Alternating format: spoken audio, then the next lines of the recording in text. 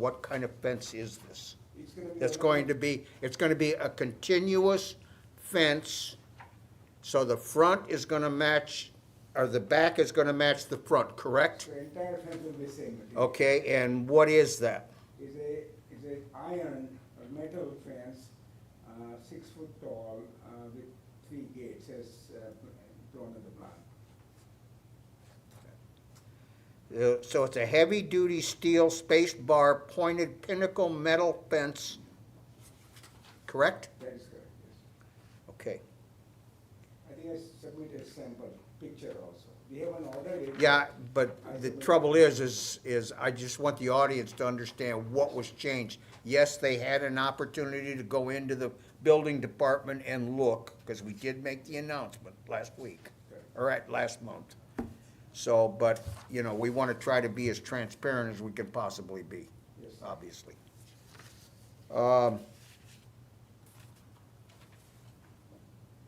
Tom, I think did you have some questions, Tom? Yeah, is there a reason where the two cutouts that you've got in the front are not symmetrical? No, that's the way the hydrants are. Right. here. So these are just hand-drawn proposal. Uh-huh, We'll call the fire department and we'll go exactly what, they can draw the line and we'll fence accordingly. okay. So you're okay if they come straight across? Doesn't matter. Okay.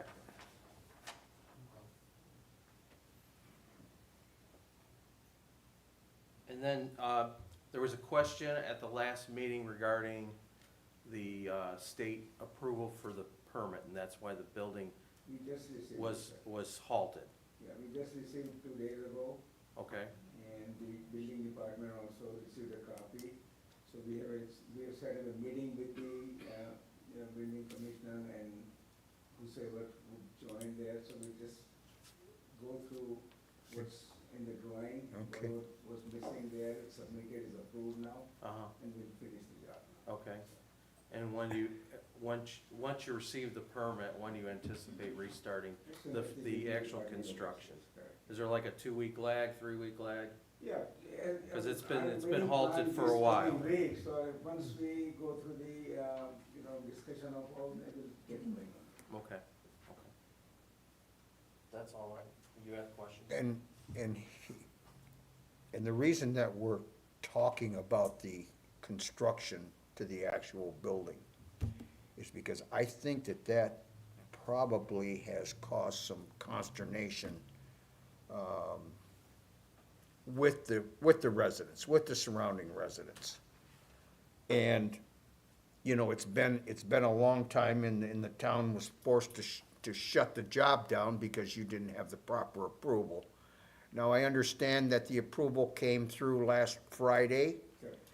and that there is a on-site meeting scheduled with the, I would assume the architect or builders or whatever for next Thursday, for this coming Thursday? Yes, sir. Okay, because I think that in the back of people's minds, it's just that this has sat there for so long, and, you know, we just kind of dropped the ball on it, I think. We wish we could have finished last year, but whatever happened. Right. We gotta face that. Well, just so, I want the people that are in the audience to understand that we now are going to get progress. That's right. So, I know I was around there, I drove around there a couple days ago, and I can understand why some of the residents felt the way they did, so. And is one thing connected to the other? Yeah, in people's minds it is, it's all one piece of property. And, you know, so I want you to understand why some of these concerns were raised, okay? We understand. There's a lady wants to speak, but the public hearing is closed. Well, this should reopen the public hearing and. I really don't want to do that. There's no sense in doing that. I have a question, because I butt up right to this property. My white vinyl fence goes alongside, and it has not been determined where their fence is going to be. It There's a would- garage there. it would be on their, it's gotta be on their property line. It couldn't be any, or, well, how, yeah. There has, whenever you put up a fence, and I'm gonna talk in generalities about Right. if I were to put up a fence on my property, it has to be located on my property, I understand. within my property line. There's so much room, there's not that much room in between the garage and my fence, there's maybe 3 feet. I think that's what the ordinance calls for, in fact. Okay, so my concern is where the fence is gonna go, I'm assuming there's gotta be some kind of space. I mean, you can't, the fences gonna be butted up against each other? That's, Well, the wrought iron fence, according to this plan, Mhm. goes completely around the property. So it has to be inside their property line. Right, So if your fence is inside your property line, Mhm. okay, their fence is Has gonna to- be right, exactly. inside their property line. I don't know what the distance, without a actual survey, to know exactly what your Well, 'cause fence my is. concern is, the maintaining of that area. That little space that's Right. gonna be Right. between Yes, the two, The maintenance of that. yeah, So that's, 'cause that's an issue that we're having now, uh-huh. who's supposed to. Whose side of the property it's on. Doctor? Which is generally, I don't have a fence in my yard and I have to trim my neighbor's stuff. Yeah, yeah. Doctor? Yes, sir. Now, you heard that concern, and we heard that, I know you weren't at last month's meeting, but your representative heard that concern over and over again about the maintaining of that. That's very important. Like grassy area between the two Exactly. houses. So- I don't know where is their fence, maybe it's exactly on the property line or maybe away from, I have no idea, but we will put our fence exactly on the line as submitted property line. If there is space between our fence and their fence, is there because they chose to put it away from property line? It's their responsibility to maintain. Anything within our property, obviously will maintain. It's right May I say on. something? I'm not gonna allow a lot of the public hearing is closed. I did allow this lady, and maybe I shouldn't have done that. It's not I wouldn't consider this as a hearing, as a question. That's what it is. We're answering a question that's regarding. Yeah, A question that came up at the last. does meeting what's your regarding the fence question, line. ma'am? Question You have to go by the microphone, and you have to say your name and address. Question. Question. I don't think it's that important, but. Oh, You okay. can't put 2 fences on one property line. You have to be definite enough for this lady to know There's- exactly how far his fence and her fence is going. There is something in the ordinance, and I can't, my memory doesn't serve me right this moment. A fence has to be, I thought it was 3 feet, wasn't it, Tom? Well, there has to be a law It could sometimes. be right on, There's not enough room. it could be right on the property line. The law is that each person maintains their own property. And So if, one fence is 2 feet or 3 feet off, the property owner is required to to maintain, maintain it to Okay. their property. okay. And fences can abut. Can I ask a question? They can, Please. Yeah, a fence can abut another fence. Most people don't do that because they'll let your neighbor put his fence I just up. have a couple of comments. if it was. Comments No, no, or questions? Questions. Name and address. 311 West 44th Place, Griffith, Indiana, Name. right across from the parking lot. Name. James Conapasa. Okay. Now, ask your questions. Okay. In order to put up a fence, don't they need a stake survey to understand where they're putting the fence up? That's And correct. number two, they're putting in, iron fence. What is the diameter of the hose of the fire department that will have to go through the iron fence, the diameter of the hose, where it could fit through the fence if you're gonna let this fence go? Mm-hmm. And number three, I can't understand the concept of a church having a fence if they want parishioners to come in. Item 2, with regards to the fire hydrant, or fireman's hose, was addressed by the fireman who was here. Who's right here, and he And can, he talked about- go ahead and answer the question. We're gonna be, the fire department by law is allowed 15 feet surrounding the fire hydrant, so there's gonna have to be 15 feet clearance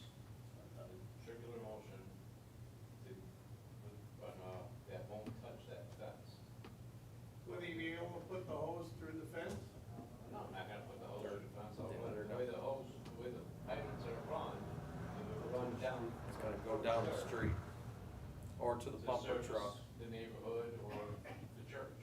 Why the fence? Hey, nobody even asked a simple question. Why the fence? It's a private property and. Yeah, it was answered at the last meeting. The fence, I mean, everybody has right to, there are a lot of fences in the neighborhood, we have same right as everybody else. Exactly. And it's a security question. That's the hardship, the security. And then one more question, I know the last meeting they had said that they might have to restart the whole construction because of rotting of the wood and things like that.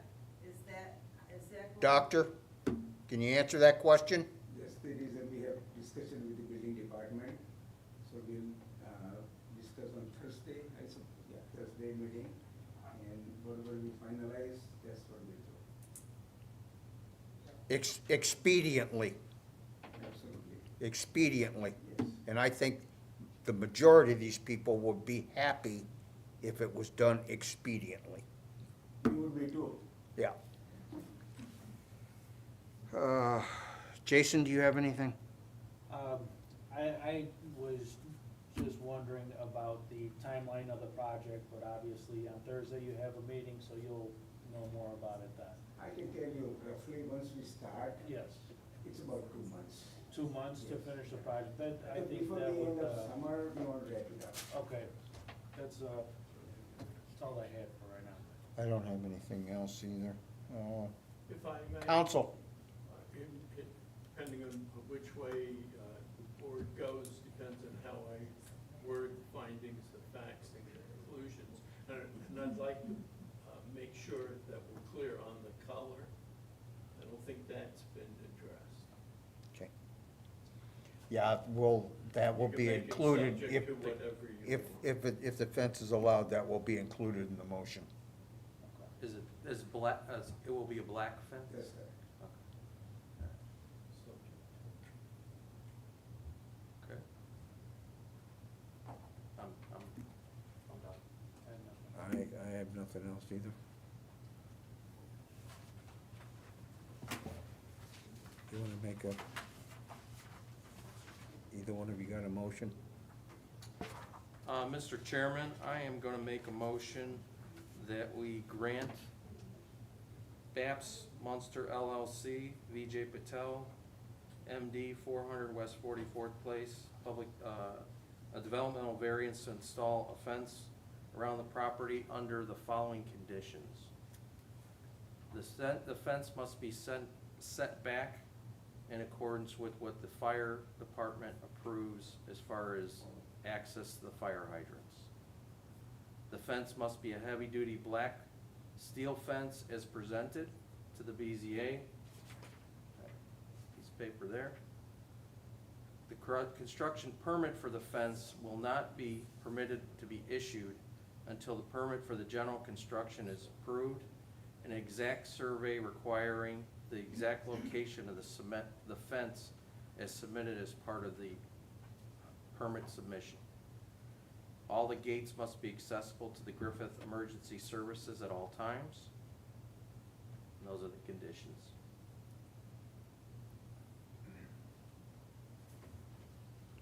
I second that.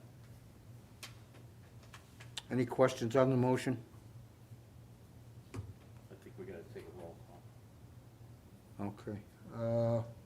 Call the roll on the vote.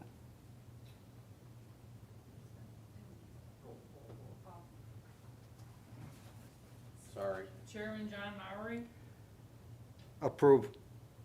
Secretary Tom Wishlinski, Approved. Member Jason Nolasco. Approve.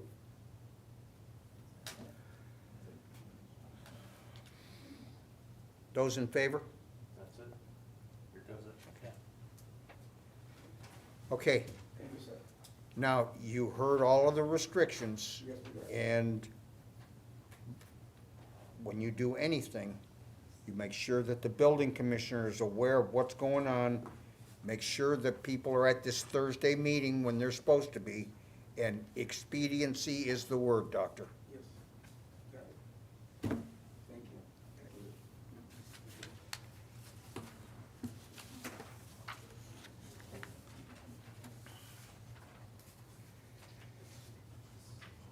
we have any communications?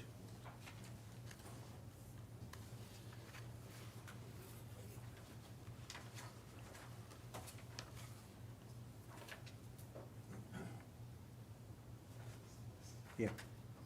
Bills and expenditures. Oh, yeah, that's right. All right, Sorry about that, John. bills and expenditures? Mr. Chairman, I have a bill for the preparation of the July meeting minutes.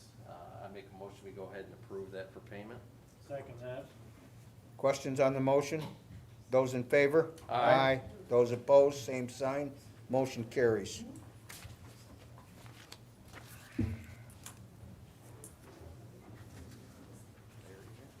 Tom, do you have anything else? I do not. Jason? Council? Nothing, sir. Tricia? Mr. Bella? Yeah, I have one observation. Working down the road, if the existing fence that's out there, the white vinyl fence that's out there, right on the property line, they put their black fence right next to us on the property line. What happens in 2 years, 3 years, 5 years, when that black fence needs to be repainted? How do you paint that right up against that white vinyl fence? I mean, I could just see some arguments coming out of that. Yeah, I don't know, I think we're gonna have to, we're gonna find out,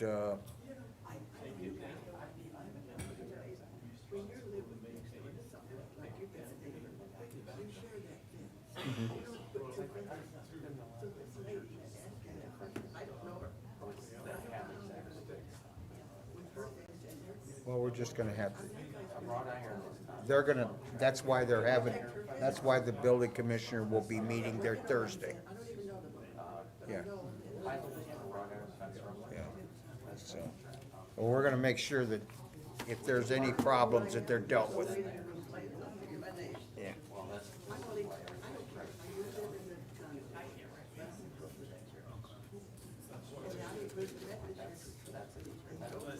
Mr. Chairman, I will prepare the fine. Okay, we're gonna get to that. Ma'am, the meeting's still going on. Can you step? Okay, just step back. Once they have their meeting, a lot of stuff's gonna be changed. Motion to prepare findings of fact. So moved.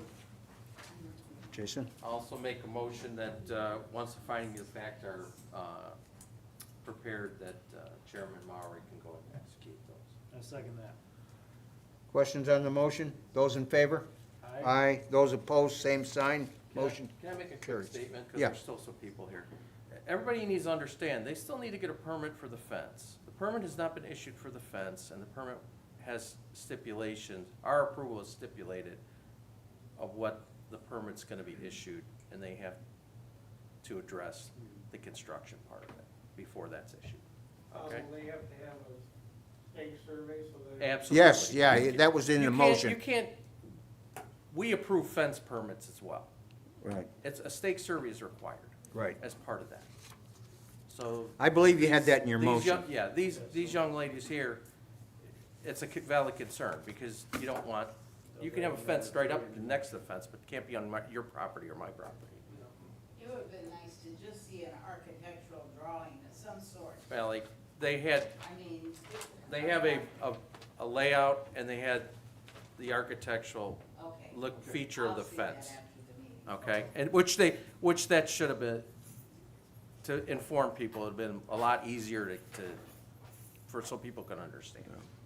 Because when he was up here, he didn't really know where the property line was, he said. He's not an Yeah, architect. he wouldn't. The engineers and the right. architects, the owners usually leave that up to the engineers and architects. You got a question? Yes, my name is Ed Ritzema, I live at 1005 Woodlawn, so I'm the very first house. This will be from here to that wall off my property. I walk my dog there every day. What they want to do, there's no way it's going to fly there, because there's trees that are on the easement in between. They are not to be able to put a fence on there unless they go and cut down all the trees, which supposedly are ours. The part of the west That's what the stake survey will That's- yeah, determine. the That's stake- the purpose of stake it. survey is gonna determine the location of the fence. Nobody's property's gonna be encroached No, upon. it's not that it's being encroached, it's physically impossible unless they're gonna put the fence on our, unless it's gonna be on our driveways and stuff. Can't be. Can't be. I invite you to go walk it, because there's a telephone. We'll wait for the stake survey, and then the building department will confirm that everything's in order. Because, yeah, so, because there's a big issue with maintenance of the trees and stuff too, so. Okay. So it's just things that we wanna know, you know? Sure. Thank you. Okay. Madam Building Commissioner, do you have anything? Yes, sir, no, I do not. Okay. Do we have to call the roll on adjournment too? Okay. No, you just say no, nothing further, you adjourn. Oh, I can do that? Okay. There being no further business, the meeting is adjourned at 6:29 PM. 30 seconds. Clock is correct. It is. It-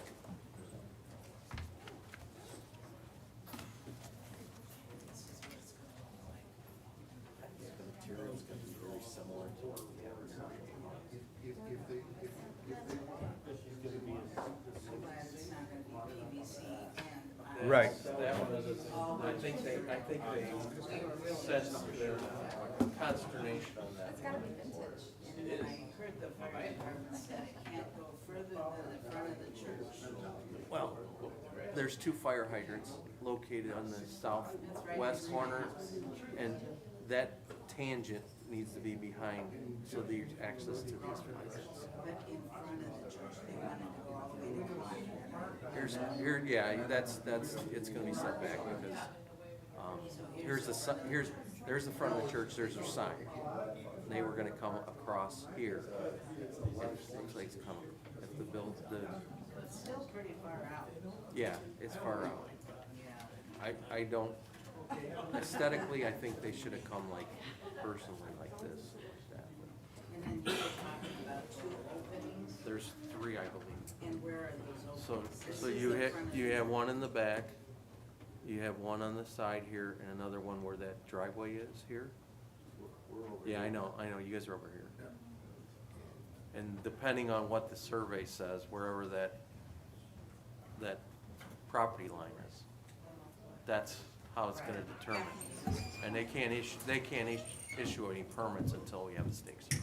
It's still coming out. Yes. It's not declined. No, it's not It's declined. still sticking. And I don't think there's sidewalk on front. Yeah, Is there a sidewalk in front? Yeah. No, that's on their property. I'm talking about on Klein.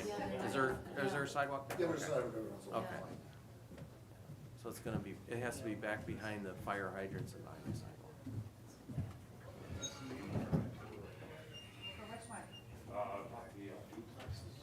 It's gonna There's a start gate, there's gonna be a gate here where you can drive in, and there's gonna be a gate here where you can drive in, and there's gonna be a gate here. So live stream wasn't working. No, it's a huge gate, so you can actually drive into this. Continues to roll. Yeah, Yeah. They have to be able to get a fire engine. yeah, you're standing on Klein Avenue looking at the church. It's like they did what you said. It's not online. So the garage is on the trees. I saw when I walked over there, he was. It ain't gonna work. And it may not. Until they have a stake survey, you're not gonna know. I know the patio, theirs is, Yeah, back here. actually the driveway for us. It's in the. Yeah, I don't know how that property was carved up, because I don't live too far It's from nice. there. Yeah. Yeah, the dual wasn't, He put. we said that. Sorry for that. In hopes that it just kind of blends in. Yes, so hopefully. Yeah, that's gotta be addressed before anything. Hello. Yeah. I'll meet you there 10 to 7 at McDonald's. Bye. Did you have a problem? You didn't have a problem with this. The fire department looked at the I speak new. construction, I would think. Actually, it would actually be You know, the way, here's the problem. That should be The outlined. way they It's part of handled the the agenda. doctor and his group It should be up there on. is what caused all this consternation. None of this was necessary. There you have it. Thanks for coming out, folks. Yeah, it's a learning curve right now, because it's kind of silly. Why would they waste money on putting? And that's why a lot of people are pissed off, Putting this into the. because of that mess over there. It's a communication issue. Gotta communicate. Yeah. Well, We don't do that. And the trouble is, from the center of fire hydrant back. Yeah. So a 30-foot circle around the fire. So what I would do, yeah, what I would say is All right. it's gonna be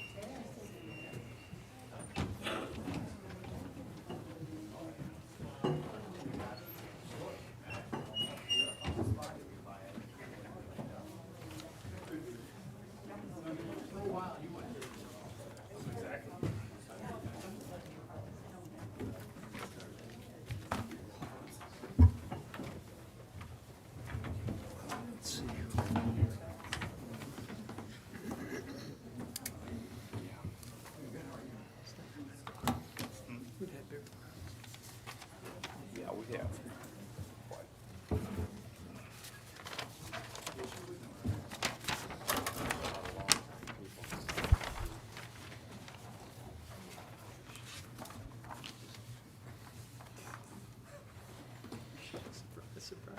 For shit's sakes. All right, show the Plan Commission of the Town of Griffith commencing at 7:01.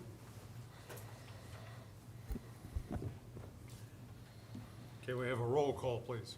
He has to read that first. Who does, what? I do?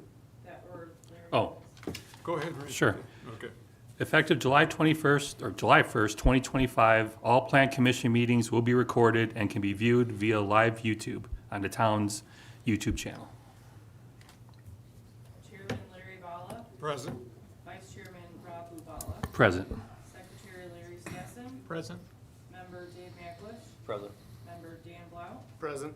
Councilman Jim Marker, Councilman Rick Ripa, Present. Attorney Bob Schwer, Present. Engineer Jake Damrow, Building Commissioner Brian.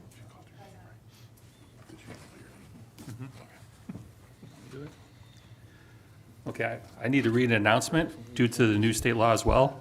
Pursuant to IC 5-14-9, Section 6 of the following current Town of Griffith Plan Commission member names, appointing authority, and their appointment terms are as follows.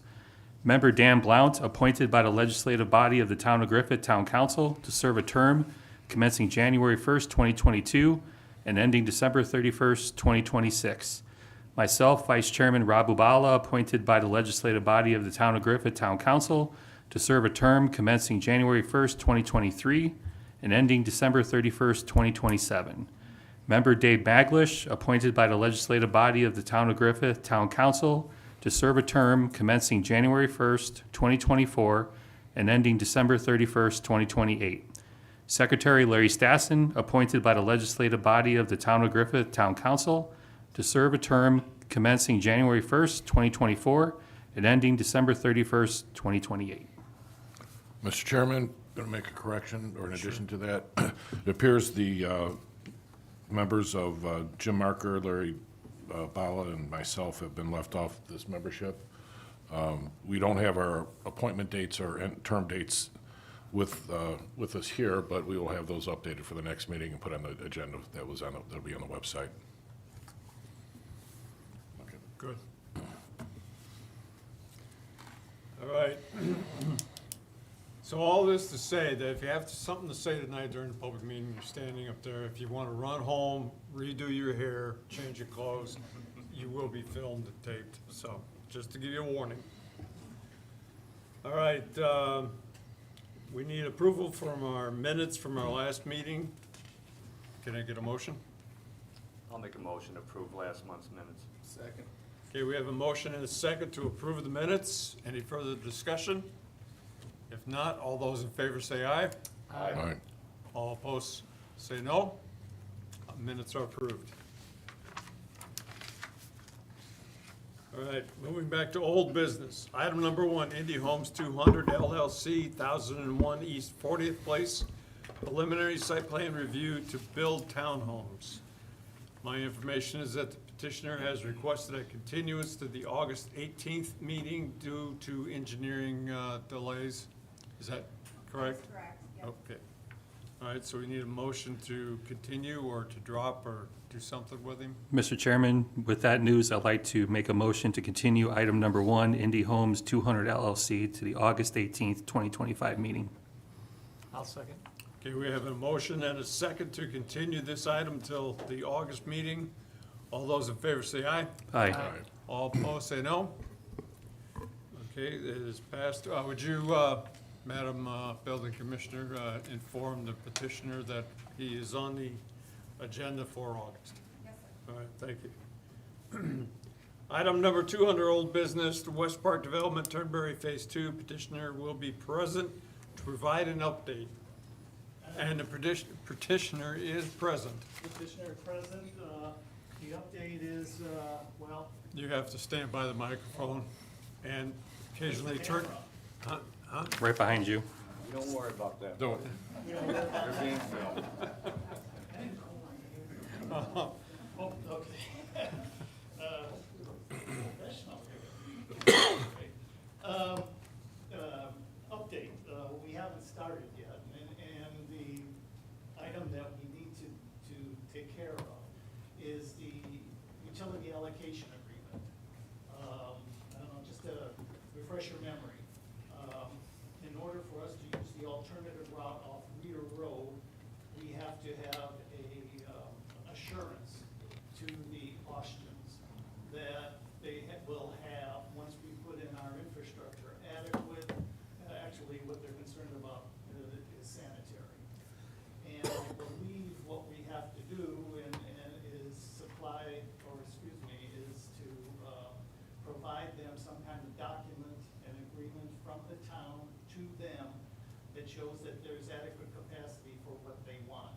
We submitted those figures and we're waiting.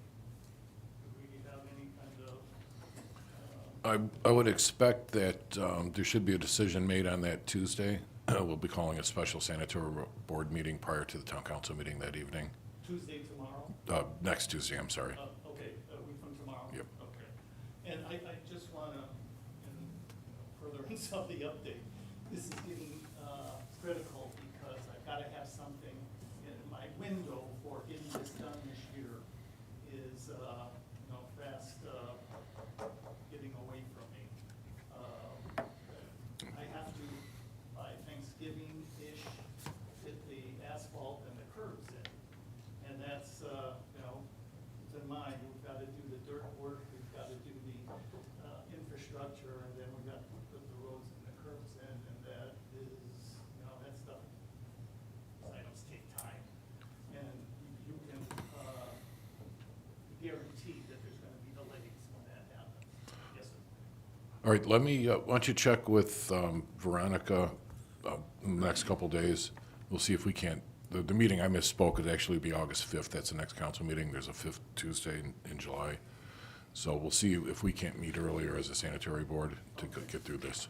Okay, the sanitary board, now, does that have to be approved by the town council after the sanitary board? No.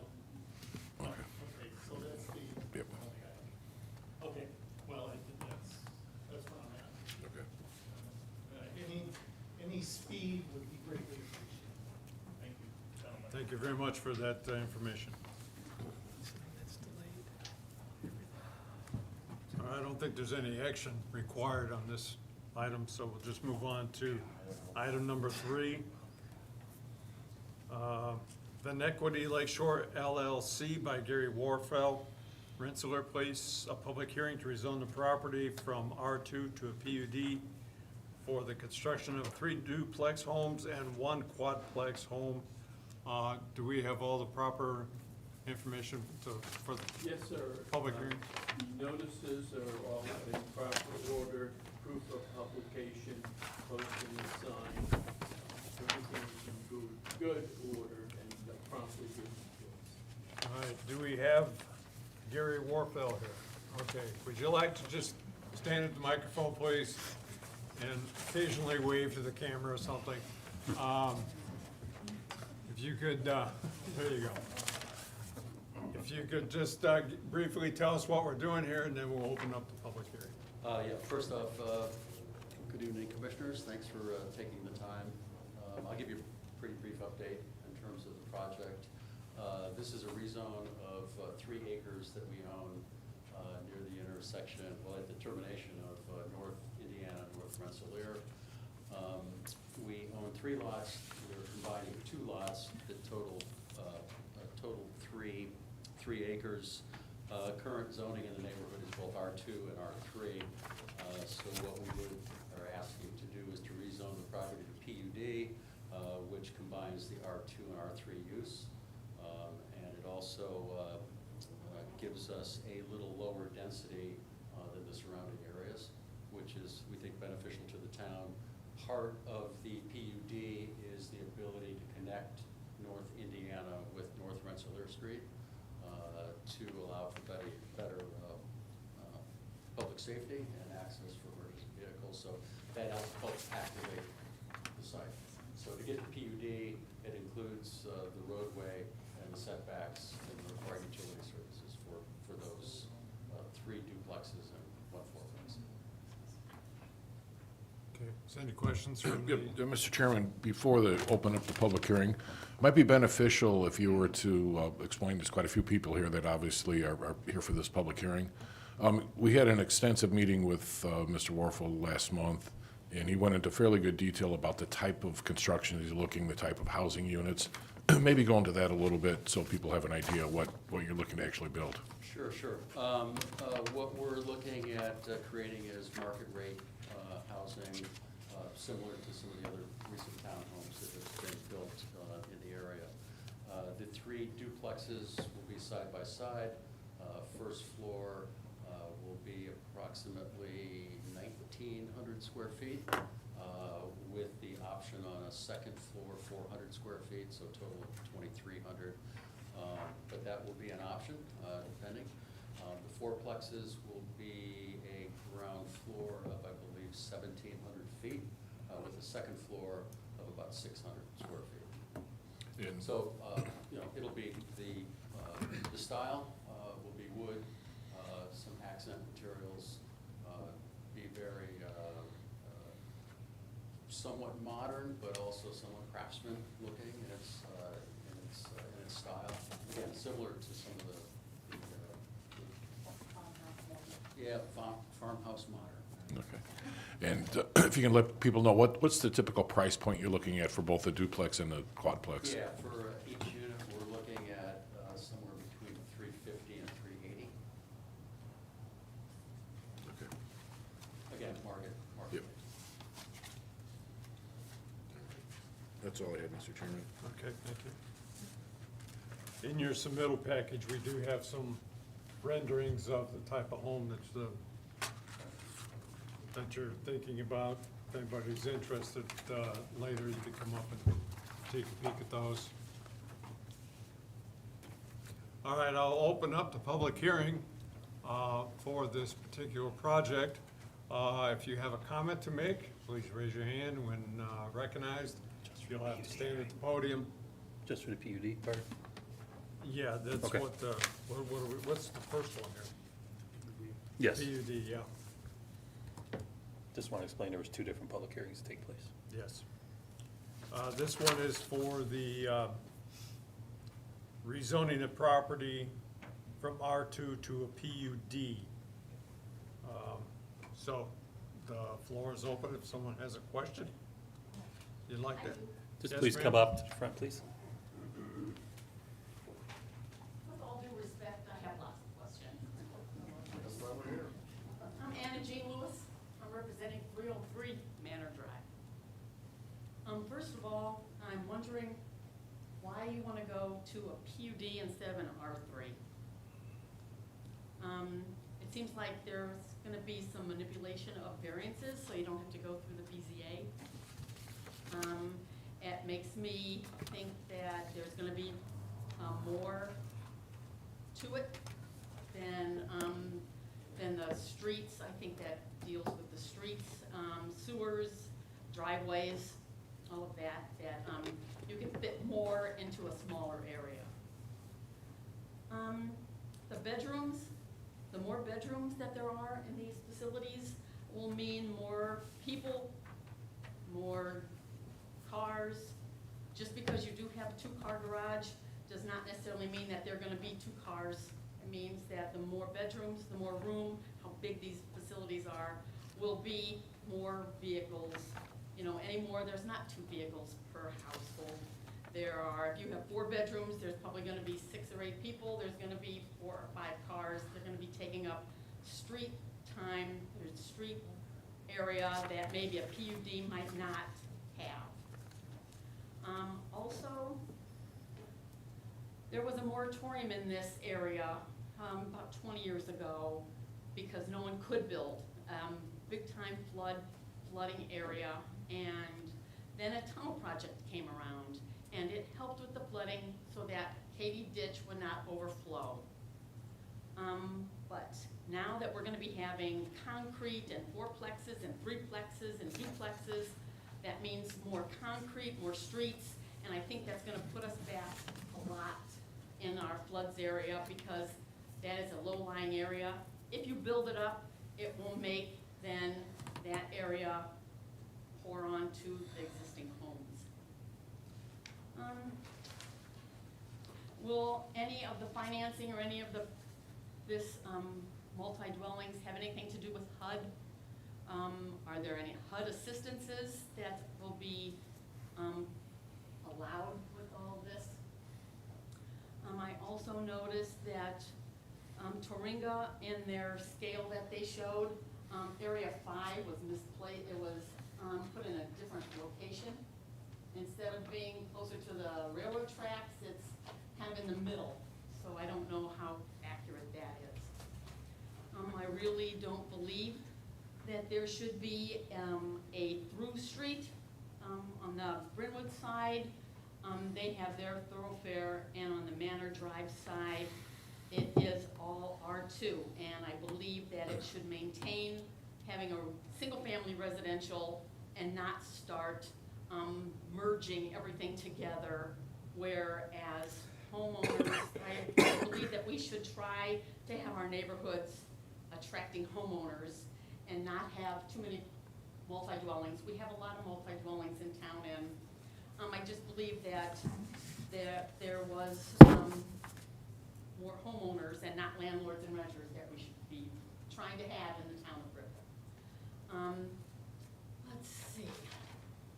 I understand that progress is very necessary, that when we have open areas that we do like to try to have them developed. But I believe, like I said, homeownership is very important to keep residential areas as residential. I think it's R2 is single-family residential. I don't think that we should have PUDs, and I think that we should stick to the zoning, and the zoning for single to four families should be R3. There are more rules. You have to go through the BZA. There's areas that need to be followed rather than kind of stretched out, because we don't know what families and what that's going to bring in with how many people. So I would really like to say that I've lived here for 60 years, and most of the time I lived at Manor Drive. And I do know that it's very prone to flooding and those lots over there. And it was a playground for people because of that. So I believe that it would hurt any homes that would be put there, let alone multi-homes that would have more concrete, more cars, more asphalt, rather than just a driveway and a lawn for a home. So I ask that this be denied as a multi-dwelling, and that we should stick to single-family dwellings because they do want to develop it, and I understand that. But I'm asking for you to consider this as a denial and stick to a single-family dwellings. And that's what I have to say. Thank you. Thank you.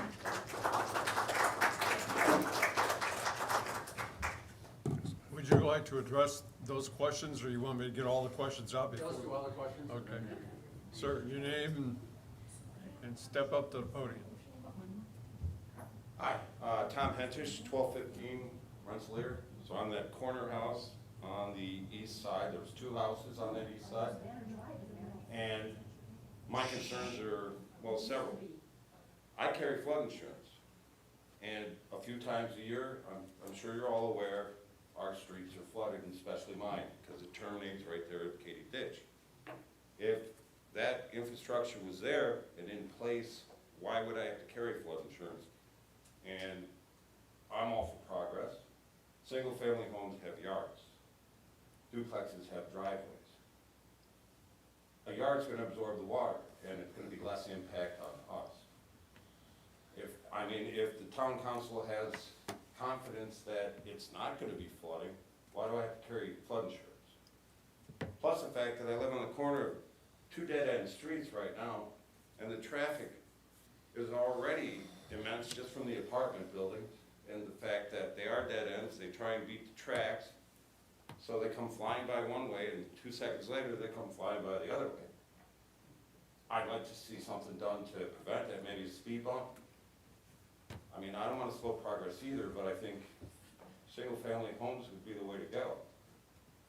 And, you know, I don't want my house to flood. I'm silly that way. Thank you.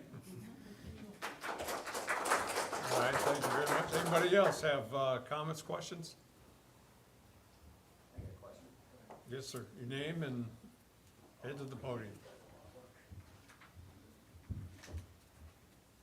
My name's Todd Doctor. I live at 306 Manor. My question is, with this rezoning, is it only that side of the field, or is that other side, is the whole thing gonna get rezoned to the PUD? Because there is two sides, got the tree line that blocks the two zones. Jake, do you have the, before we go on with that, maybe we can clarify that real quick? It's the northern half, I guess would be the easiest way to explain it. Yeah. One Well, lot. One the- lot that straddles to the south. Yeah, he owns, according to this map that I got. So it'd be this side that he wants to rezone, but what about this? It's everything in red that you're seeing there. Everything in red, he rezoned, and all these other ones, because they also own number 9, lot 9.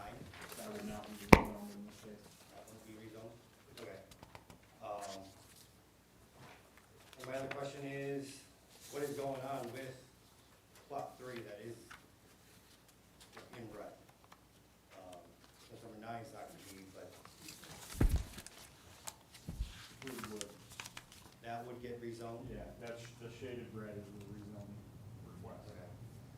And then what, my only question would be, what's going on with that spot? Because no street goes all the way through. It dead ends for that one, so that was my next question. What's going on with that?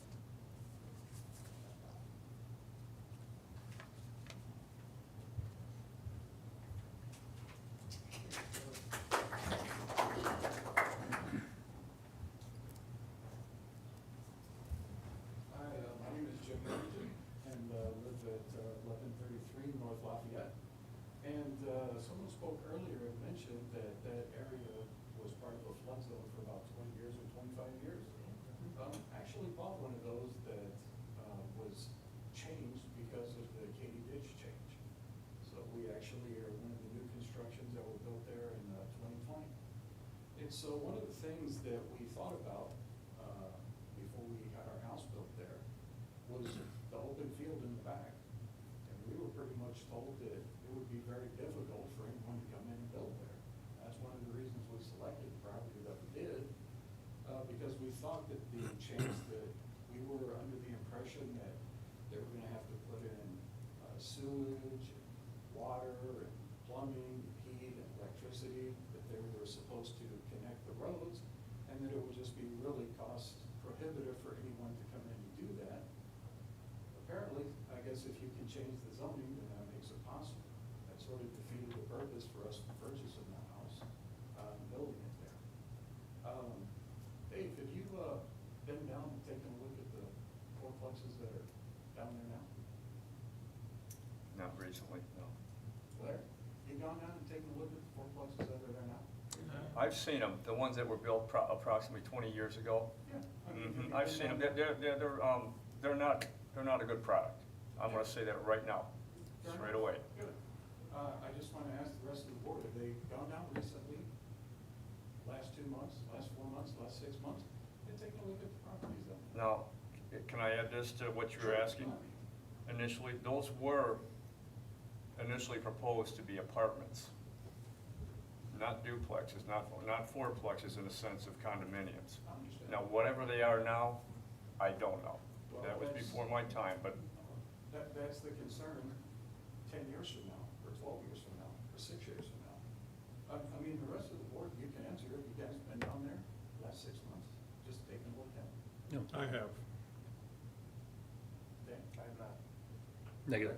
I mean, you think it might be important for you guys to go down there and take a look, see if you can make some of those properties? or- It very well, it should be, yes, before we make a decision. I think the bigger thing that we need to find out is exactly what Mr. Warfel is proposing to build.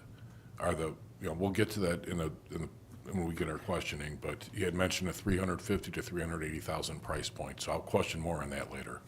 Which, I think that would stop what you're looking at. Well, I mean, and that's because that whatever the zoning was at that time probably allowed it. But the rest of that area is zoned for what? It's zoned for the exact kind of house that we have built there. I don't think it'd probably be a good idea to change that. And if we are gonna recommend this, probably be a good idea to go down and take a look and see what took place before. And just imagine probably what will take place 6, 8, 10 years from now, 12 years from now.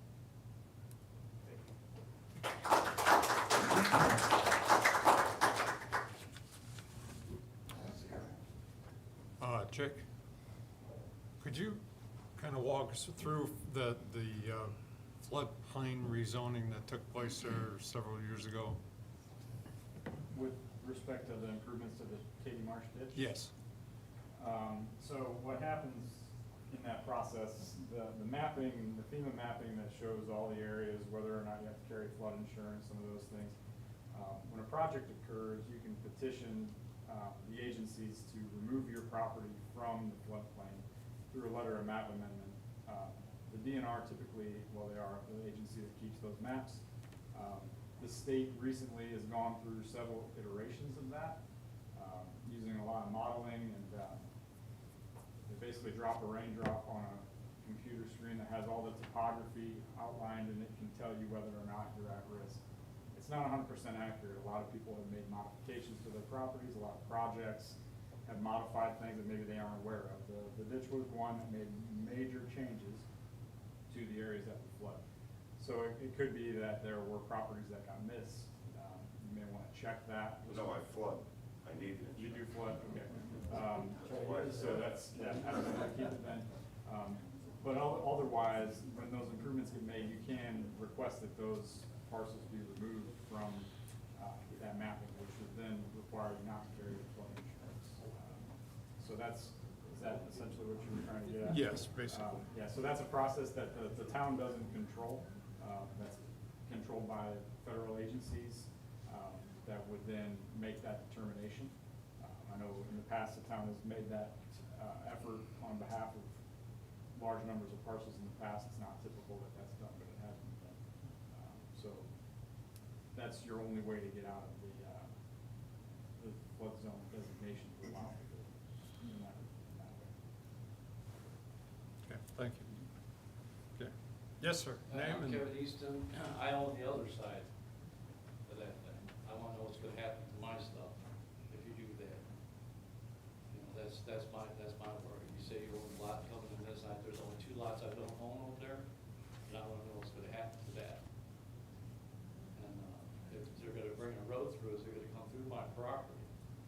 You know, that's my worry too, because ain't no way to get through my property to that Rensselaer unless by my property. Does anything happen? Okay, that's all I want to know.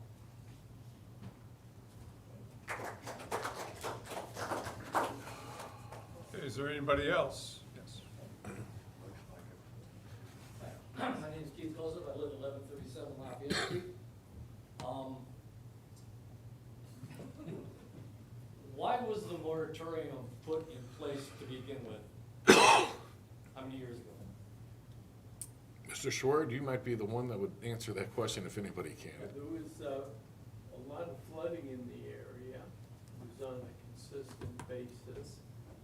But since that time, there's been improvements to Katie Marsh ditch, and there's been the tunnel that goes to Little Cow.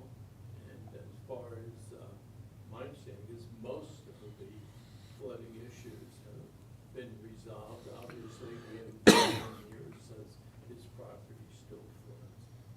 But yeah, there was a time when there was pretty consistent flooding depending on the amount of rain, but it was not unusual. Okay, my question is, the moratorium was removed because of your improvements. Now, if you put this up, and I was able to get out of the flood insurance by the way, I don't know if it was because of that, or they rezoned it, or whatever they did, but I was able to get out of that. Now, when you put your, whatever you wanna call it, you put it in, and we start flooding again, are they gonna come back and tell me, you gotta have flood insurance? I don't wanna pay flood insurance, because I'm not flooding anymore, well. Knock on wood, it's come up to Brian's house at one time since I think that 2008, wasn't it?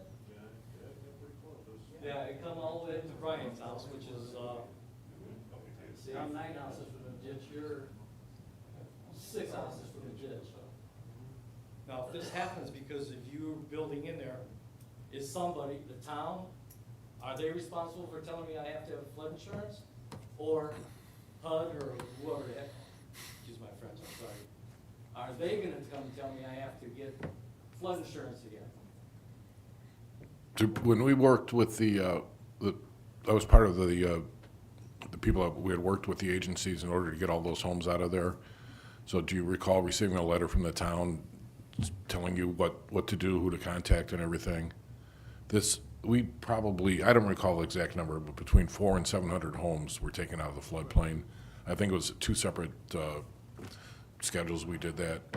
So were you part of that one, or did you do it on your own? I got a letter that says I was removed. Okay, that was part of what the town did that for everybody. Is that the town or the? Not everybody.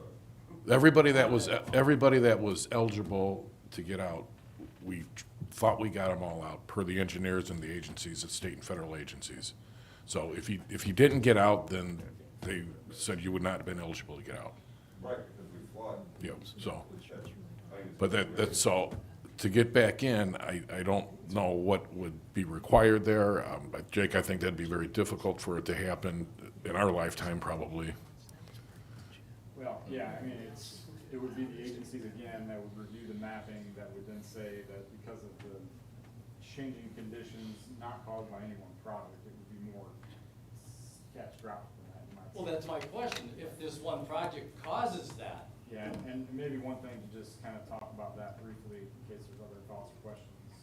Unlike single-family residential build-out, let's say this was gonna all become single-family residential homes, none of those homes are required to provide any stormwater detention whatsoever. So they would be, in a sense, adding a lot of impermeable surfaces to those lots and not accounting for them in any way in terms of stormwater storage. In this proposed development, they actually have to account for that storage and provide detention for that storage in an amount that's much more than what would be required for any single-family residential unit, quite possibly further improving the drainage in the area. So I just want to make that a point, because there's still a whole engineering piece to this that they've not gone through, and we've not looked at because it's not complete. But there would need to be, everything on that property would be directed towards detention with an allowable release rate set by the county, enforced by the town, which is, the release rate means that only so much water is allowed to leave that site out of the detention pond per their acres of disturbance. So it's generally a net improvement to a location when it comes to small. okay, well, this is a dumb and hypothetical. Can you guarantee it's not gonna flood?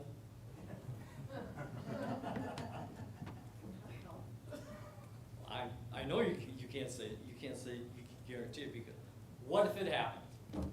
Because this was built. I'll address your question when Okay. it's my turn. Well, I don't wanna be up that proverbial creek, like he says.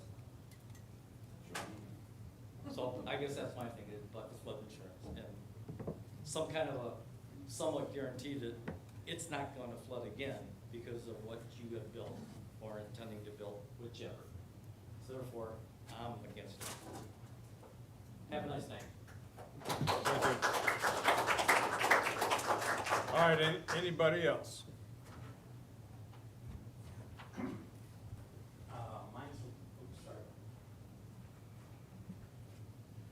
I'm Don Doctor. I live at 1151 Lafayette. When he gave his little presentation, he said it would make it safe. There's only one road in and one road out to anything that they are going to build. There's only one road, no matter what anybody says. And ambulance, fire, anything, make it safer back there. And also, since there's only one road in and one road out, that'll make one heck of a lot more traffic on Lafayette Street. Because that's gonna be, that and Broader, the only ways to get in, with a road to get into there. They're not going to put a road through Rensselaer or Indiana. They're just gonna have one road in and one road out. And I can't see in any way how that could possibly be safe for anyone. That's, I think.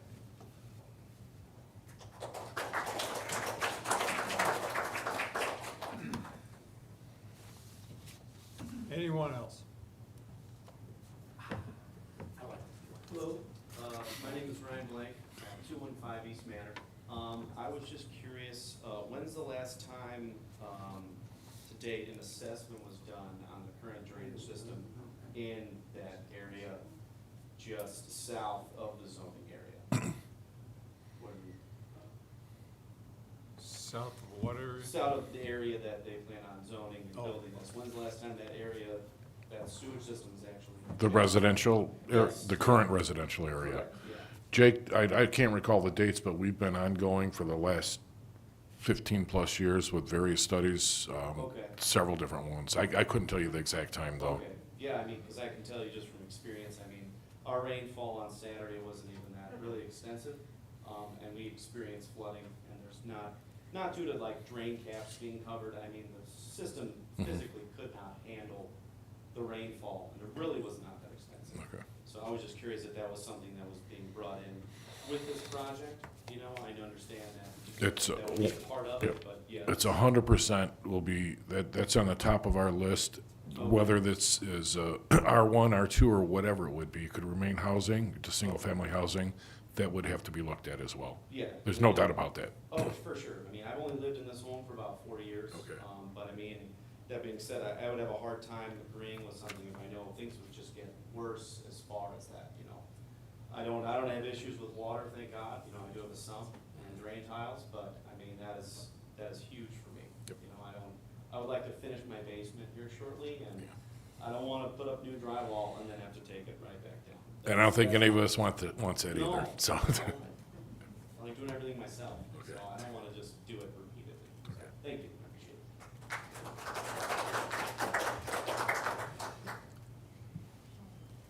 it. Anybody else? You have an additional thought. You mentioned that these. Sir, you gotta go back to the microphone. You mentioned that, these properties were gonna be in the $350,000 range. I wonder what the likelihood of that is going to be if they're built next to the properties that we talked about earlier. I mean, That's a good question, but if the man is willing to risk millions of dollars, I'm guessing he's gonna think it out. Not to defend him, I'm just saying that's let the market bear it. the blight apartments. It's not that far, we could all go down and take a look, you know? We all have a car, we could go down and take a look. I'll take a look in the next week, I'll take a look.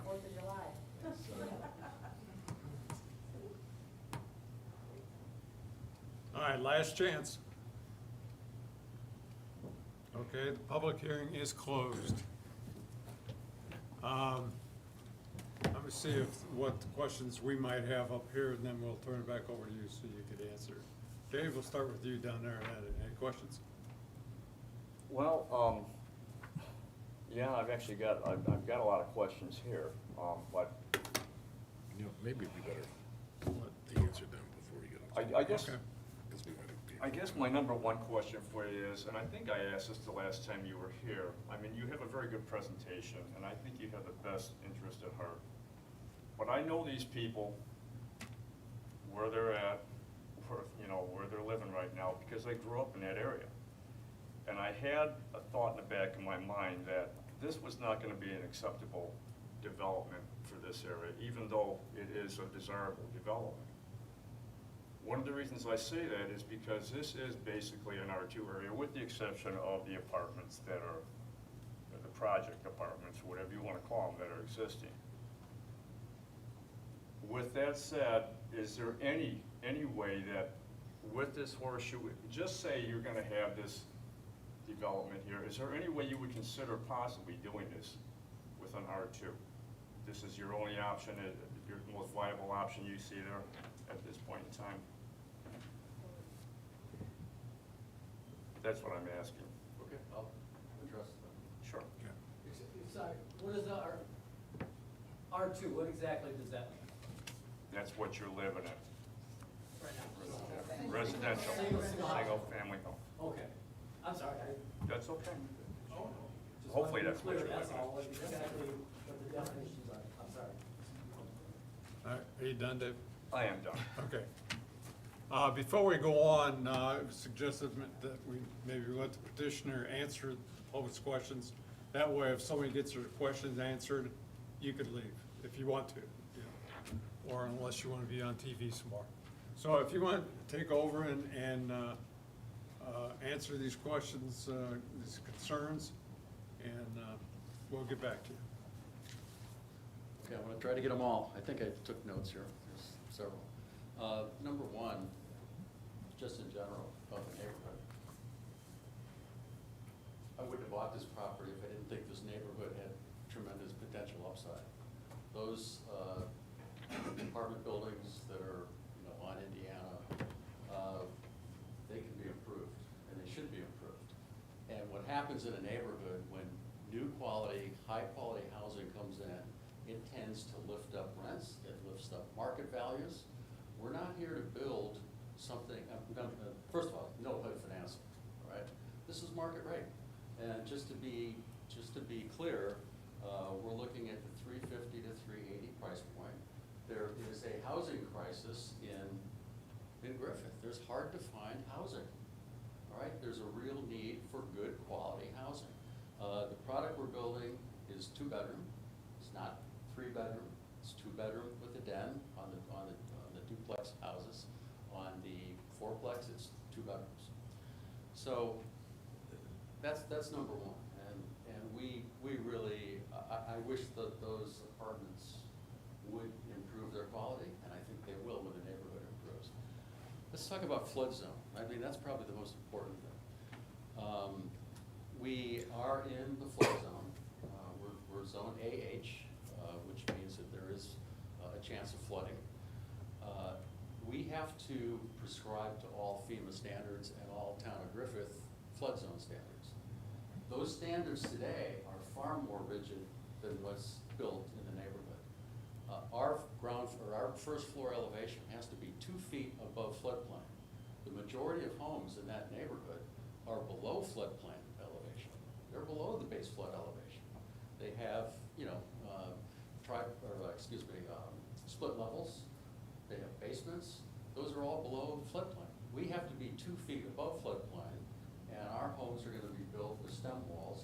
And as the town engineer mentioned, we have a detention basin on our site. So we're actually going to help the flood situation in the neighborhood. We're not going to impede it. We're not going to add any elevation, any fill, anything that's going to cause water that would come in a 100-year floodplain to, you know, inundate the neighborhood. Just not going to happen. And the other thing is too, we don't get our approvals to build until we do our conditional map amendment. Again, we'll be above the floodplain. Anybody who should have flood insurance should get flood insurance. That goes without saying. We'll be above the floodplain. We'll also have flood insurance. It just makes sense. So on the flood zone, there's nothing we are going to do on our site through our engineering. And our engineer, by the way, is the former town engineer for Griffith. Flooding and flood zone construction is something we take very seriously. And he does as well. And we're not going to get our approvals if we don't follow FEMA and town of Griffith standards. So that's the floodplain. In the zoning, which is, and really floodplain is not the purpose of this hearing. This hearing is rezoning. We are in an R2 zone, but we're also in an R2 transitional zone. R2 transitional is because we're adjacent to the railroad tracks. R2 transitional zoning gives us R3 as of right. The only reason we're asking for the PUD is because we can connect Indiana Street with Rensselaer Street. Now, let's talk about public safety. Right now, both of those streets dead end. Hard to get a fire truck down to a dead-end street. If a fire truck comes down or an ambulance comes down Rensselaer, they can't get to Indiana without backing up, trying to get all the way around. This is definitely a public safety issue. Having those streets connect makes a lot of sense. To Kevin, where's Kevin?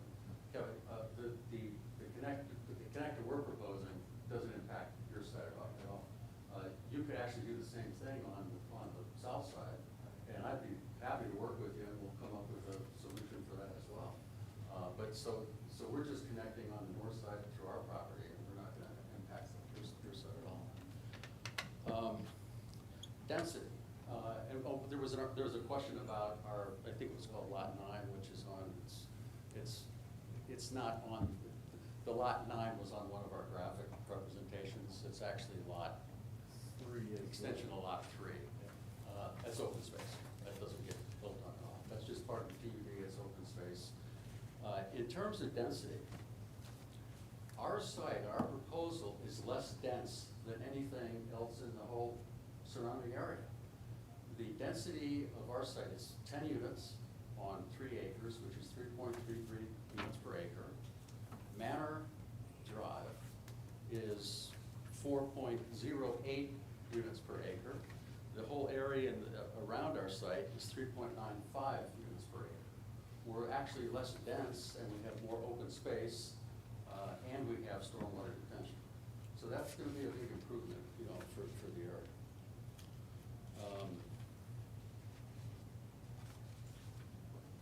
Lot 9 open space. I'm trying to hit all that flood zone. The question was why. Let me just revisit this one because this is the purpose of the hearing, is the rezoning. We are R2 transitional. That's our zone. So we can do R3. The reason we're PUD is so that we can connect Rensselaer Street with Indiana Street and actually activate the site. Without doing that, I guess the alternative would be for Kevin and us to join hands, and the town would put through Indiana Street and Rensselaer Street. We would, I guess, sell portions of our land to do that. Then we end up with more single-family homes. I mean, that's possible, but I don't think that's practical. So just to summarize, we're already given transitional R2, if we want to do that. That's just in the zoning code. So that gives us the right to do R3. I guess we could come back and do R3 with variances. I don't think that makes a lot of sense because we're gonna end up with the same place where we are now. We did go through site plan review committee. We've talked to plan commission twice before, so I think we have a pretty workable solution here. And I'm just, and just keep in mind, we're here to make the neighborhood better, not to make it worse. I mean, we wouldn't be coming here if we were gonna make the neighborhood worse. There's no point. We can go other places and do that. So, I think I covered everything. If there's anything I didn't cover, happy to. See if anybody up here have any questions? Mark, anything? I have a few. Go ahead. So it was mentioned about having 6 or 8 people living in one of the buildings or one of the units. Is your intention to rent or to sell? For sale. Okay. And when you say, excuse me, say if it's a $350 minimum price point or whatever it comes out to, that is just for one single unit.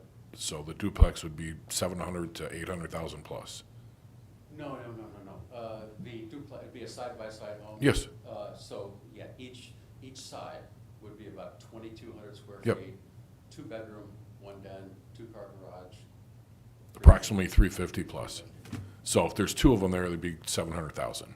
Yeah, if we were to buy 2 homes. Yeah, no, I'm just saying, so it's not like, it's not 350 divided by 2 and you can buy a home for 175. Just wanted to get that clarified, because that's a decent price point. Yeah, there were, I remember the street where there were 3 townhomes that recently sold in Griffith, in that same price point. Yep. I mean, those were comparable.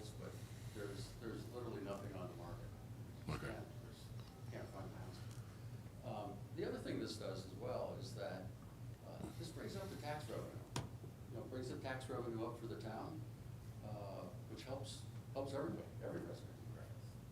And I'll also say that we intend on living in one of the units, so we will owner occupy one of the units. So we're gonna be your neighbor. Okay. And I know the question may be a little bit redundant about the amount of green space, and that's obviously something that we will get all the calculations once, if this happened to go forward. You mentioned about the density, but did you have a percentage of how much is green space versus non-green space? And what may be common in a residential development? Yeah. I don't know it myself, but. Well, we just do it by dwelling units per acre, so Okay. if it's not building space, it's green space. Okay. Yes. Okay, got it. Our development will have more green space than the neighborhood at large. Okay. And where, if you even know now, where would the proposed detention or retention pond be?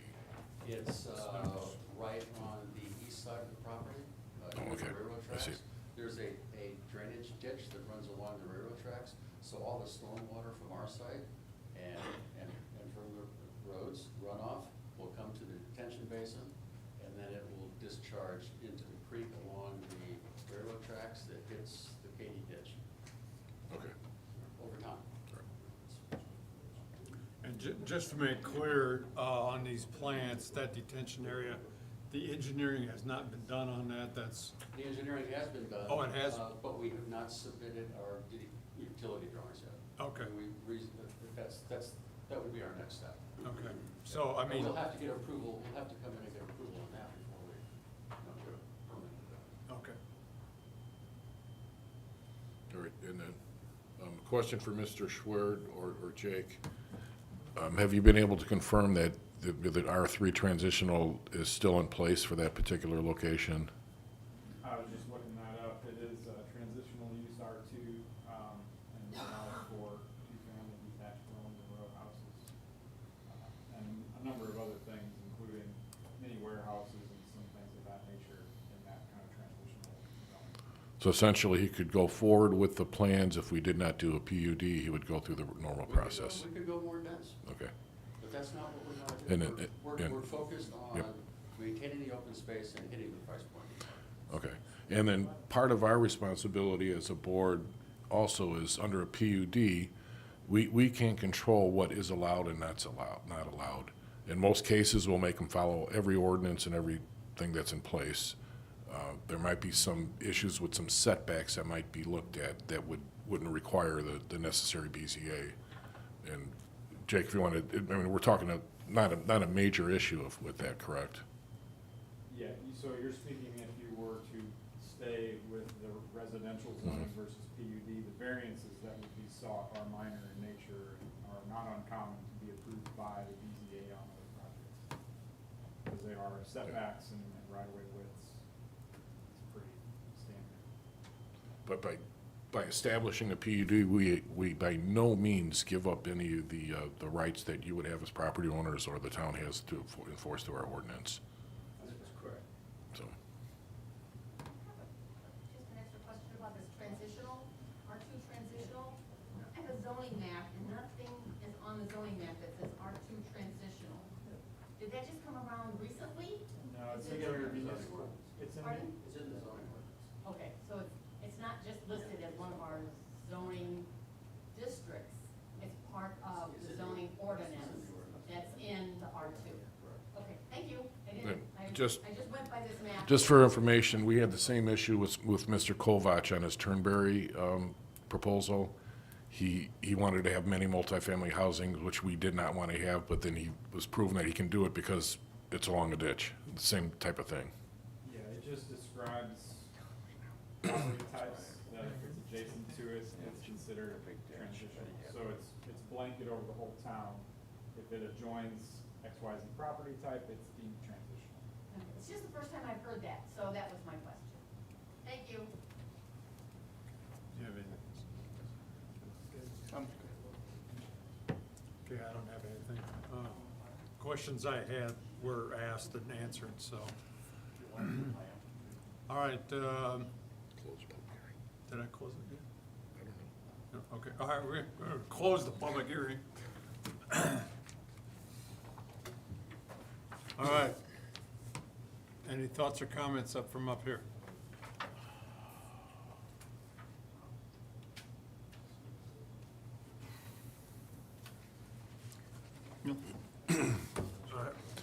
I would just make one comment. And Mr. Schwartz, please correct me if I'm wrong, but I believe we could effectively have more control under a PUD than if we just, if we followed the basic ordinances or the BZA right now with the variances. Is that, okay. Okay. I'd like to make one comment if I could. Sure. In regards to your project. Now, when I look at everybody here, and I know what they're all thinking, multifamily dwellings, we're all sick to death of them in this town. And I'm just saying it right now. Now, if you can give us some kind of assurances, and I know you really can't, that we're not gonna wind up with, you know, God only knows what, 5, 6 years from now with this development, you know, I mean, multiple families in and out of there, you know, the potential for a rental, that sort of thing, you know, I know what this is, what you're building, and I know it's not your intent, but there is always in the back of everyone's mind is what's gonna happen to this in the long term.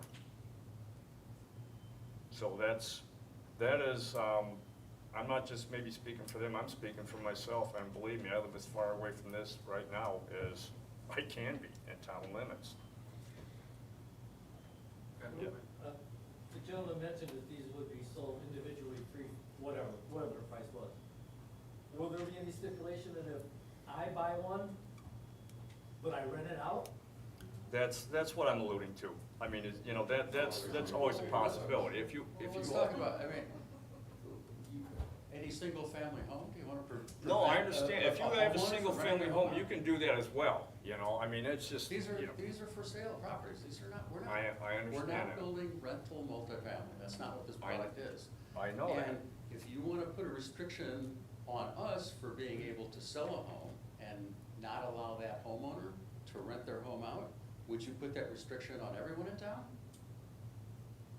I don't think anyone here would like to have that restriction, not being able to rent their home out. I mean, that makes little sense to me. But again, it's not multifamily for rent. In fact, you can't afford to build that today. If you want to build something sub-quality and for low rent, the costs are too high to do that. That's why you're seeing, if you look at St. John, right? Look at Cherville, St. John, any neighborhood, you know, Munster.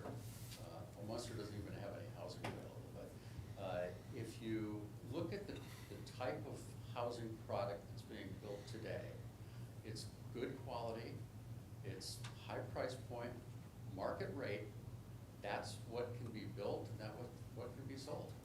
You're not seeing any new product that's substandard.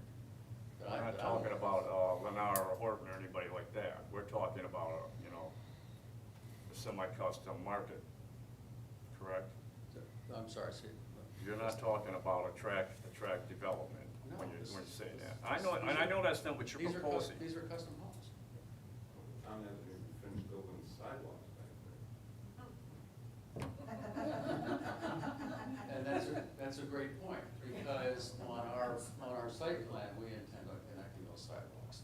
Right, they don't even connect all the way through. We'll have sidewalks on both sides of our connector, and eventually, they will connect through the whole neighborhood. They don't today. We do get emergency vehicles down there. They don't back up. I mean, believe it or not, we get fire trucks, police cars down there, and they manage to turn around the driveways. I'm sure Public Works doesn't like that, but that's. All right, do we have any other questions up here?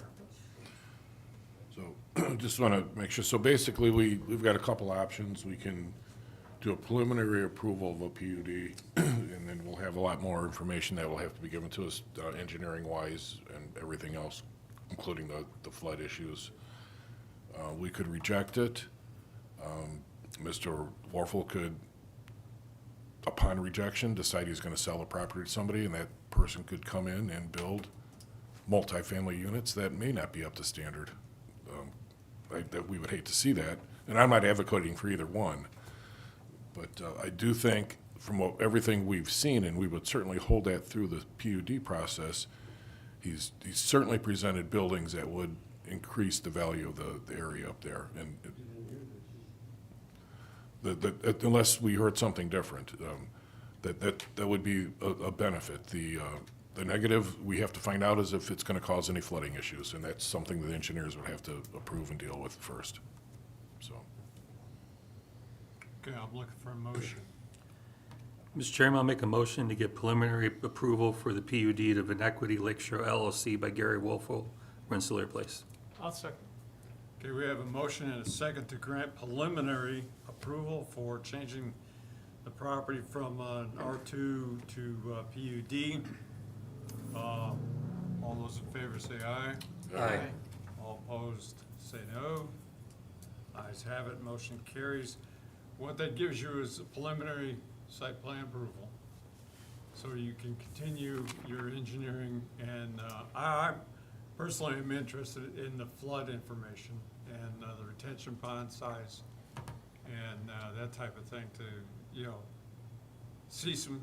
Yeah, if I could speak to that for a Sure, minute, go ahead. And I know that Jake knows this, but the process to get approvals from FEMA Mhm. and the town floodplain management adopts FEMA standards. They can be more stringent, but they can't be any less stringent. That's called a Clomer application, conditional letter of map revision. Our first floor elevations will be up out of the floodplain. So they'll be mapped as not in the floodplain. But that process to go through the FEMA engineering is stringent. It's very stringent. So we'll actually have more compensatory floodwater storage on our site than exists in the neighborhood. So it's actually gonna help the neighborhood, it's not gonna hurt it. But we have to prove that. We have to get those approvals from FEMA before we submit them to the town. So that's a safeguard that's gonna make sure that the flood issue is satisfied. To me, that's like the number one thing. I had an uncle that lived in that area, and it was an annual event. You know, phone call coming in the middle of the night and said, hey, my house is flooding. Over we'd go to carry furniture upstairs to the first floor level. But that was back 40, 50 years ago, when, you know, there was really nothing back there to handle the flooding. Sir, I still have a rock in my front yard. It's there. When I can't see the rock, I have to leave the house. Okay. Yeah, there's a big majority of square footage in that neighborhood that's below floodplain. Yes. Below base flood elevation. But if you're gonna build above the flood, Where's that water going? where's that water? That's gonna come right in my yard. No, it's not. We're actually, the way that it works is that in a Clomer F, there's stem walls. So our foundation, just like house with a basement, only there's no basement. Any water that comes onto that site just flows under the home. It's open. We actually we'll have a negative, we'll have a negative cut on our site, meaning we're taking dirt out to allow more storage on our site. We're not displacing any land or any water that's gonna come into the neighborhood. It's the other way around. We're actually taking it out. I think our concern is that field acts like a sponge. And without that sponge, we're working. And your build very well may take care of that area of your build, but that sponge is affected because all the parking for those buildings doesn't have anything under it, and that used to be part of the sponge. So, you know, I want you to build, I want you to be my neighbor, but I don't want you to come over and help me clean up my basement. Or make you have flood insurance. Well, yeah, I mean, that's, the problem, I sympathize with having a basement. You may empathize. I do, because, it's my brother right here, we grew up in a house, and I can't, with the basement below the flood. We spent a lot of time cleaning that basement up. It's just, that's what happens when you have a livable area that's below the base flood elevation.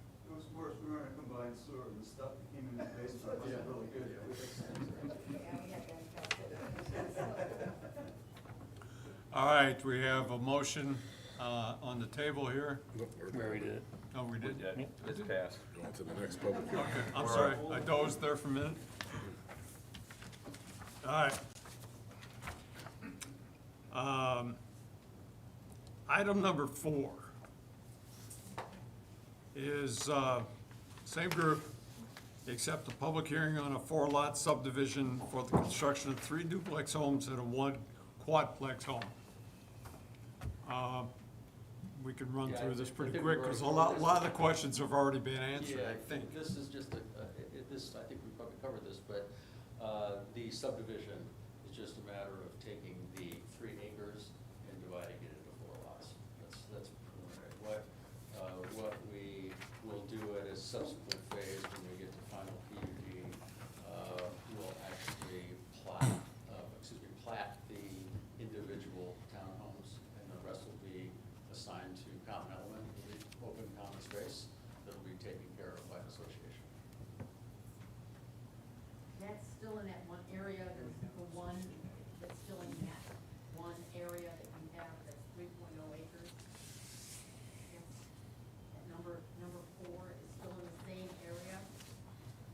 You have that one, it's still in the area, Yeah, that's that's- another additional area. There's different numbers on the, yeah. Right, you have 1 and 3. If you look at the PUD plan, the other plan, Mm-hmm. that shows the 4 lots.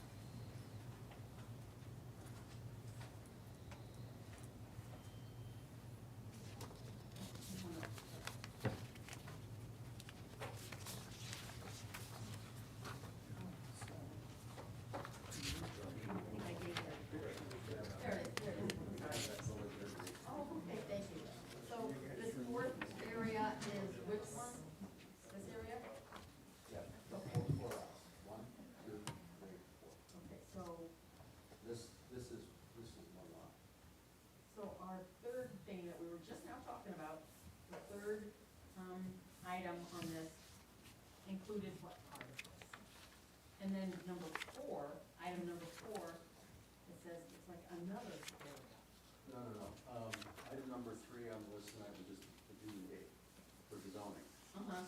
Item 4 we're talking about now is the subdivision. So we have that whole 3 acres, we subdivided into Okay, four okay, lots. thank you for clarifying. So we did the zoning, did that go to the zoning board, or go to the plan commission? Planning commission. Okay, so it's on to just zoning. Okay, thank you, very much appreciate you answering the question. Okay, this is a public hearing. Does anybody have any questions on this next item? Not the PUD, but the subdivision of the property into 4 lots. What would be the point of it?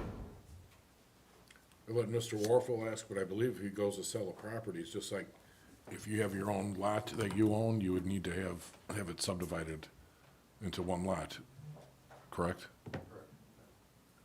So right now, you'd be trying to sell a house on 3 homes, or 3 houses on one lot, and you couldn't do that.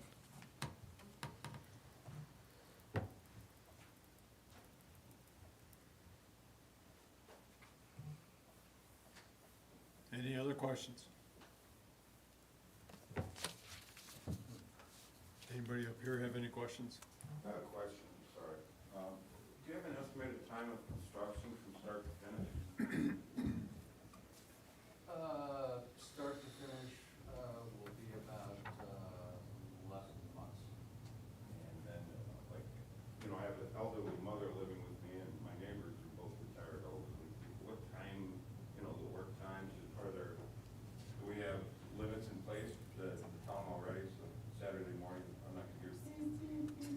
Maybe after 7 or 8 o'clock, I forget what. It's 6 to 9. Well, you make a valid point, because we're across the street from you. Yeah, our Now, quality I of gotta life fight has been with, suffered for. I gotta fight with cement trucks on the weekends, or get to Where they work, park, or whatever yeah. the case might be, because you're blocking my access to and out of my driveway. No, I don't think that'll happen. First, Okay. The first thing that has to happen is we have to put the road in. those vehicles will block my, putting my hand on the stick in my ear. How many vehicles, on our site will come down through the. But I have, like, case in point, I have 3 cars. So now I gotta figure out what to do with said 3 cars while you guys are carrying up the street, doing whatever you gotta do. Well, a truck can pass through the street now, right? You're not blocking traffic. No, but you're gonna have construction workers out there that are probably gonna take over You the know, area. one It's not like big you're, carpool there. yeah. Well, we're gonna park it on our site, we're not gonna block traffic. Again, putting my hand on the stick in my ear. I wanna believe you, I just don't. Well, you think that. I think the worst case scenario is always gonna happen. I was a paratrooper in the Army. The worst thing is gonna happen. It's gonna flood. I tend to be a little more positive. I think what they're looking for is, how this is gonna be staged and managed, as it goes through. Yeah, we'll file a work plan, with the town. And, You now can obviously, Make that part of the PUD. you're gonna follow, our ordinances as far as your start times and finish times. And if you're pouring concrete on a Saturday, you gotta be out of your mind because the cost of that is gonna be crazy. Absolutely. So, but it would be nice if these people had some of these assurances, so they knew exactly what they were going to be facing. Yeah, I understand. If this is, all approved, how long does it take to get approved? We're working on it right now. Well, I would say it's gonna be predicated on how long it takes him to come up with the engineering, because nothing will be improved, or approved, I should say, unless he shows the stormwater drainage engineering. That's probably gonna be I'm guessing the longest part of this, because it's gonna take us, Stormwater, FEMA. and we'll thoroughly review it, as well as he's gotta go through the agencies as well. Is it safe to say that this project will start this year? You mean actual construction? Actual start of everything? Site prep. Doubtful. Doubtful this year. So we're looking springtime? Yep. Of it? Or It was this spring this year, right? I don't know how many times you guys look at the experts for the housing market, but they're saying it's gonna crash, it's gonna start to crash the end of this year, beginning of next year. So once you break ground, you have all these houses up, say the market crashes, you're not gonna get $350,000 for this house. So what type of, who's coming in to buy these houses now that the market crashes and it's going to, Look, if the market crashes, we all have problems, right? yeah, so are you gonna continue to build the houses, say you wanna break ground in spring? Say you can see the housing market is crashing, are you gonna still build, or are you gonna pull out and wait? If the housing market's crashing, I'm not gonna start construction. I mean, why would I do that? I'm with you 100%, it makes no sense to me on why you would. No, start doing this. But if you I'm- rezone it, No, we're risk averse. but if you guys, if the town goes and rezones that, say it crashes and you decide to sell, that means anybody can come on in and, I believe the PUD could be specific towards the builder or developer, so if he doesn't follow through, then the PUD will go away.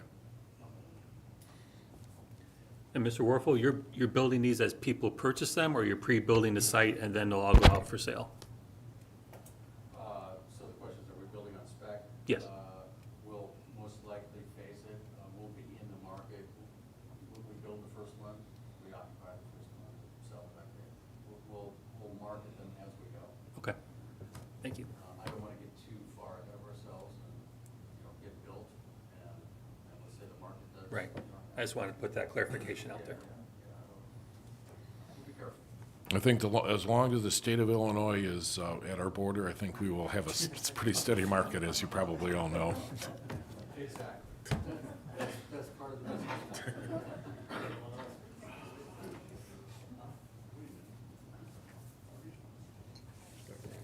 Well, and we don't have another 2008. That's it. Did we vote? Did we vote? Negative. Not on. Nope. Yeah.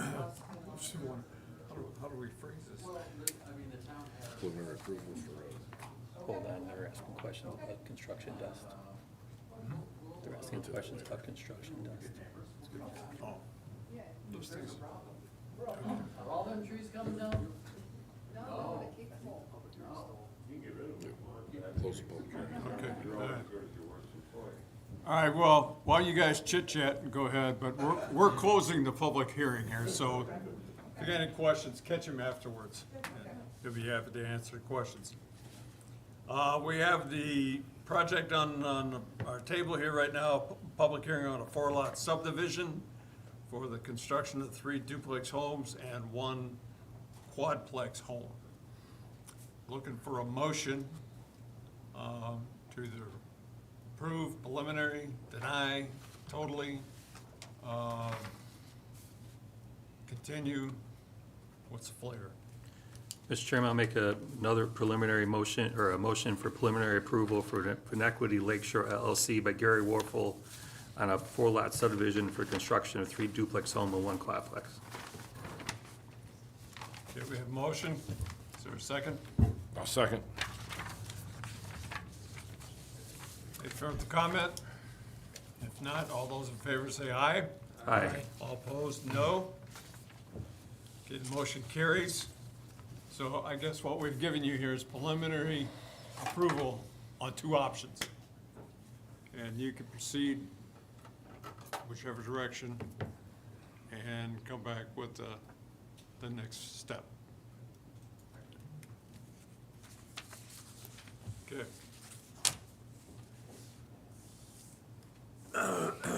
Is there any other business come before the board tonight?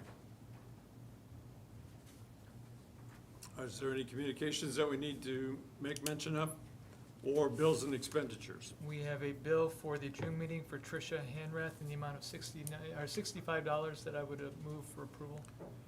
And I'll second. Okay, we have a motion and a second to pay our recording secretary. All those in favor say aye. Aye. All opposed, pick up a pen and start taking notes, because she's leaving. All right, we have no other business come before us tonight, so thank you for your participation. And we'll see you next month.